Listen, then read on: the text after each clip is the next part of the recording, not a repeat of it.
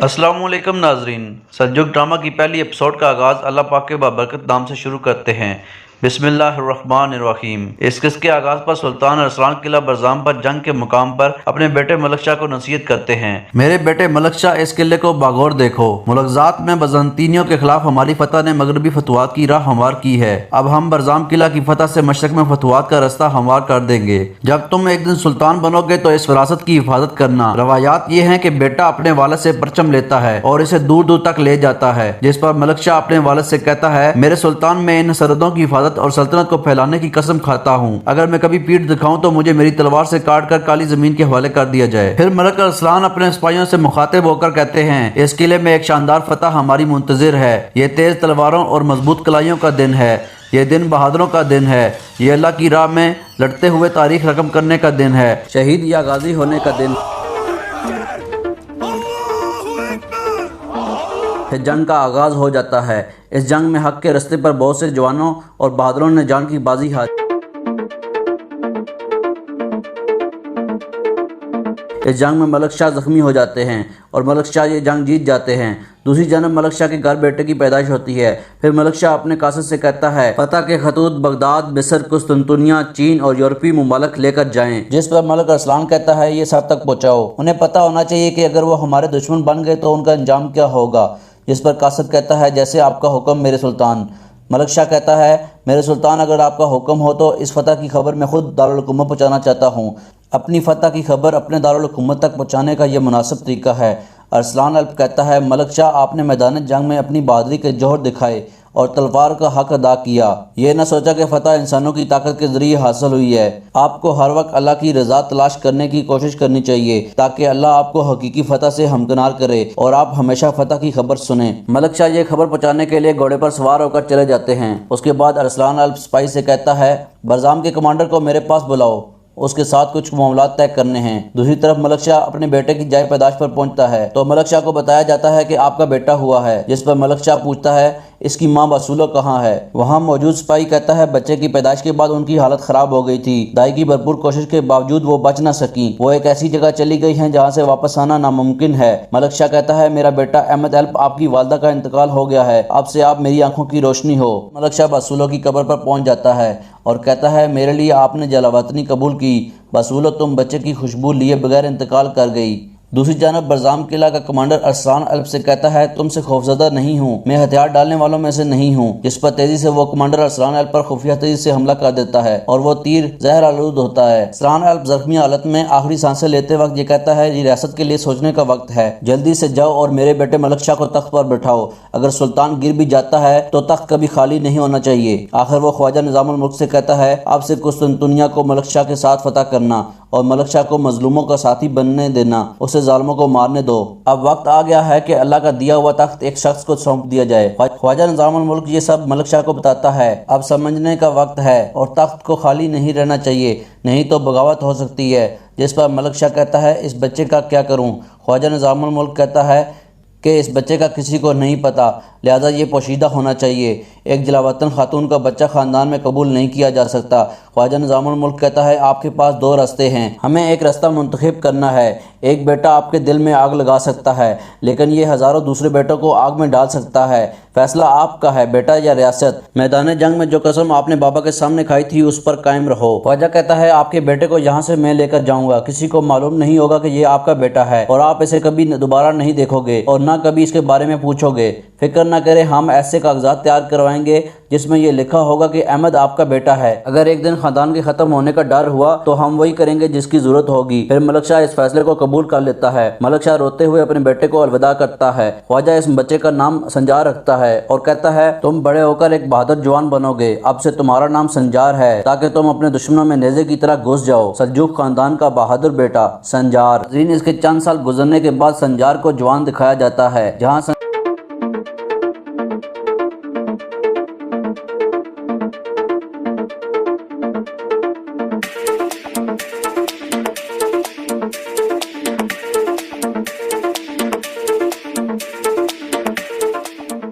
संजार को कमांडर कहता है, आपने देखे बगैर देखना सीखा, अब आप हमारे मकसद के इंतहाई नाजुक मुकाम पर हैं। खलीफा बगदाद की जाली खिलाफत खत्म करने का वक्त आ गया है। क्या आप पुरअज़्म हैं? जिस पर संजार कहता है, मरते दम तक। दूसरी तरफ मलक शाह अपने बाबा अरसलान अल्प की कब्र पर आकर कहता है, बाबा मैं आपके साथ किया हर वादा निभाऊंगा, मैंने अपनी सरहदों की हिफाजत की जिम्मेदारी ली है। इधर संजार इस किले से भागने की कोशिश करता है। दूसरी जानब मलक शाह अपने सिपाहियों से कहता है, हमारा मकसद भलाई पर यकीन रखना है और हक पर जिंदगी बसर करना है। हमारा मकसद इस नेकी और भलाई को पूरी इंसानियत तक पहुँचाना है।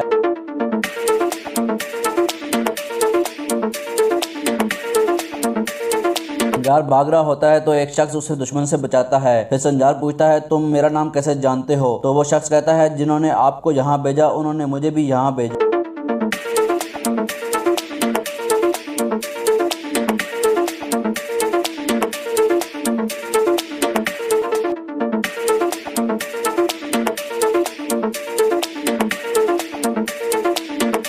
दोनों किले की दीवार से दरिया में छलांग लगा देते हैं।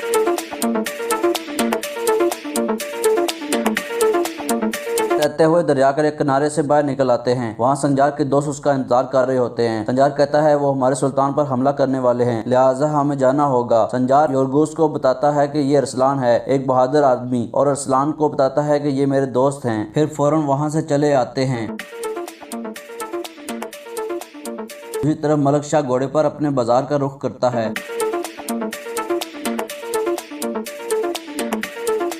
यहाँ पर मलक शाह पर हमला हो जाता है और संजार वहाँ पहुंचकर मलक शाह को बचा लेता है। मलक शाह कहता है, उस बहादुर आदमी को मेरे पास लाओ जिसने मेरी जान बचाई। इस दौरान संजार एक लड़की की जान भी बचाता है। फिर संजार को एक मुकाम पर लाया जाता है। यहाँ पर ख्वाजा संजार से कहता है, तुम मुझे बताए बगैर वापस कैसे आ सकते हो? संजार कहता है, वो मेरे बाबा हैं, मैं उनको बचाने के लिए आया। ख्वाजा कहता है, तुम इस बात को भूल जाओ कि वो तुम्हारे बाबा हैं, वो सिर्फ तुम्हारे सुल्तान हैं। संजार ख्वाजा से कहता है, मैं आपको एक बड़े खतरे से खबरदार करना चाहता हूँ। इतने में मलक शाह पहुंच जाते हैं। मलक शाह कहता है, आप वो बहादुर हैं जिसने मेरी जान बचाई। संजार कहता है, जी ये मेरा फर्ज था। मलक शाह कहता है, आपका नाम क्या है? जिस पर वो कहता है, मेरा नाम संजार है। मलक शाह कहता है, तुम किस खानदान से हो? तुम्हारे बाबा का क्या नाम है? ख्वाजा कहता है, संजार हमारे निजी सिपाहियों में से है। जब ये छोटा बच्चा था इसके वालिद शहीद हो गए थे, मैंने इसकी हिफाजत की और इसे अपने सिपाहियों में शामिल किया। मलक शाह कहता है, यहाँ तक कि आप दुनिया के हाकिम ही क्यों ना हो, आपको हमेशा वालिद की याद आती होगी। ये कहकर मलक शाह बाहर आ जाते हैं और संजार को तोहफे में एक खूबसूरत घोड़ा देते हैं। तो संजार कहता है, ये घोड़ा सुल्तान खानदान से है तो मैं इसका नाम जहांगीर रखना चाहता हूँ। मलक शाह कहता है, अपना ख्याल रखना, हमें तुम्हारी जरूरत होगी संजार। फिर संजार एक नदी के किनारे जाकर अपने घोड़े से कहता है, जहांगीर तुम्हारे वालिद मेरे वालिद के साथ थे और तुम मेरे साथ, अब से तुम मेरे भाई से बढ़कर हो, तुम मेरे बाजू हो। संजार कहता है, मुझे अपने बाबा को बता देना चाहिए था कि मैं अफसरदा हूँ, क्योंकि वो मेरे।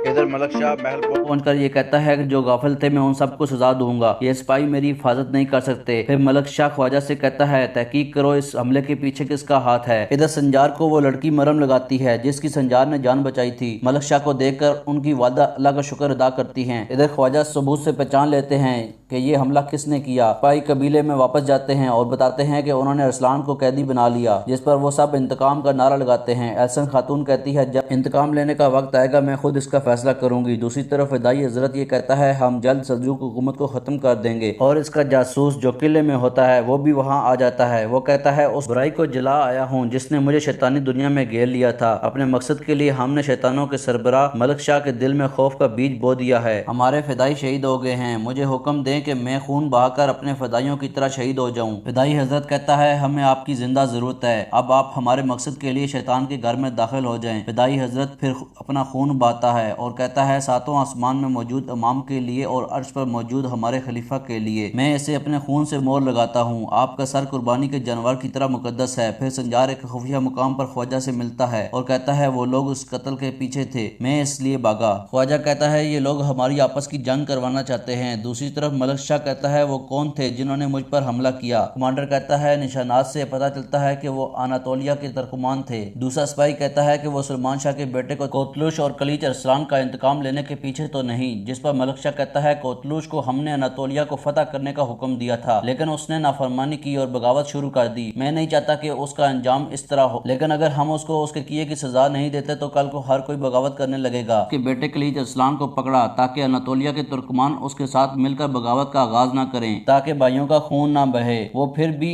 इस तरह करने की हिम्मत कैसे कर सकता है? इस घटिया हरकत करने की सजा उन्हें दी जानी चाहिए ताकि रियासत की ताकत जाहिर हो सके। उसके बाद मलक शाह ख्वाजा से कहता है, आप क्या कहते हैं? तो ख्वाजा कहता है, वो लोग अनातोलिया तुर्कमानों से हमारे ताल्लुकात खराब करना चाहते हैं, उन पर इल्जाम लगाने की कोशिश कर रहे हैं। इनका मकसद हमें एक दूसरे से लड़वाना है। अगर हम इस बात को यकीनी बनाए बगैर कार्रवाई करते हैं तो हम एक जाल में फंस सकते हैं। मलक शाह कहता है, ताजर मुल्क का कहना है कि शिकार वाजे है और आप कह रहे हैं कि ये एक जाल है, फिर कौन है जिसने जाल बिछाया? ख्वाजा कहता है, मेरे ख्याल से इसका जिम्मेदार बातनी है। दूसरा शख्स कहता है, वो ऐसा क्यों करेंगे? ये एक छोटी जमात है, तो क्या ये उनके लिए बड़ा हमला नहीं है? वो छोटी जमात है लेकिन वो बहुत कुछ कर सकती है। मुझे ये भी शक है कि वो बातनियों से राब्ते में हैं। फिर मलक शाह कहता है, अगर आसपास कुत्ते हों तो फिर एक शिकारी की जरूरत भी होती है जो उन्हें पट्टा डालकर रखता है और हमें उस शिकारी की जरूरत है। हम क्लीच असरान की बहन को पकड़ेंगे, अगर उसमें अनातोलिया का हाथ हुआ तो उसे पता होगा, फिर हम शिकार और शिकारी तक पहुंच जाएंगे। तपार कहता है, उसको पकड़ने मैं जाऊंगा। मलक शाह कहता है, मैं चाहता हूं कि संजार भी तपार के साथ जाए। दूसरी तरफ ये सब खबर हसन अपने फिदाई हजरत को बता देता है। इधर संजार अपने कबीले वापस पहुंच जाता है। संजार अपनी वालदा से मिलता है। वालदा कहती है,